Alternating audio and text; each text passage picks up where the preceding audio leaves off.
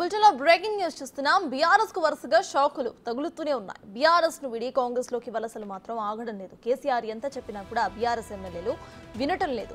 నిన్న రాజేంద్రనగర్ ఎమ్మెల్యే ప్రకాష్ గౌడ్ కాంగ్రెస్ లో చేరగా ఇప్పుడు శేరలింగంపల్లి ఎమ్మెల్యే అరకిపుడి గాంధీ హస్తంగూటికి చేరుకున్నారు.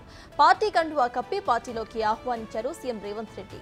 ఎమ్మెల్యేతో పాటు ముగ్గురు కార్పొరేటర్స్ హస్తంగూటికి చేరారు. Serilingampally corporator Nagender, Miyapur corporator Uppalapati Srikanth, Chandanagar corporator Raghunath Reddy Congress తీర్థం పుచ్చుకున్నారు.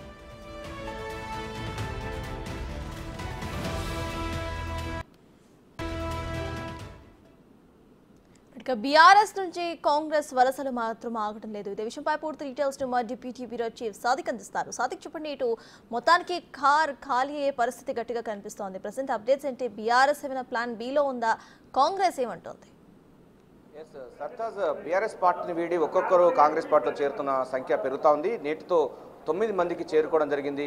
అరకిపూడి గాంధీ కొద్దిసేపు క్రితమే శేర్లింగంపల్లి బీఆర్ఎస్ ఎమ్మెల్యే పార్టీని వీడి కాంగ్రెస్ పార్టీలో చేరిన సందర్భం ఉంది. నిన్న సాయంత్రం రాజేంద్రనగర్ ఎమ్మెల్యే ప్రకాష్ గౌడ్ చేరారు. ఈరోజు శేర్లింగంపల్లి ఎమ్మెల్యే అరకిపూడి గాంధీ చేరడంతో 9కి చేరింది. మొత్తం 26 మంది కనుక చేరినట్టయితే బీఆర్ఎస్ ఎల్పీ అన్నది విలీనం అవుతున్నటువంటి ప్రక్రియ కొనసాగుతున్న నేపథ్యంలో చేరికలు అన్నది శరవేగం కొనసాగుతుంది. అభివృద్ధి సంక్షేమం కోసమే తమ పార్టీని మారుతామని, అదేవిధంగా బీఆర్ఎస్ పార్టీ బీజేపీలో విలీనం చేసేందుకు ప్రక్రియ కొనసాగుతున్న నేపథ్యంలో తమ ఉనికి కోసం, తమ రాజకీయ భవిష్యత్తు కోసం కాంగ్రెస్ పార్టీలో చేరుతున్నట్టుగైతే కాంగ్రెస్ పార్టీలో చేరిన బీఆర్ఎస్ ఎమ్మెల్యేలు చెప్తా ఉన్నారు. ఈ అంశం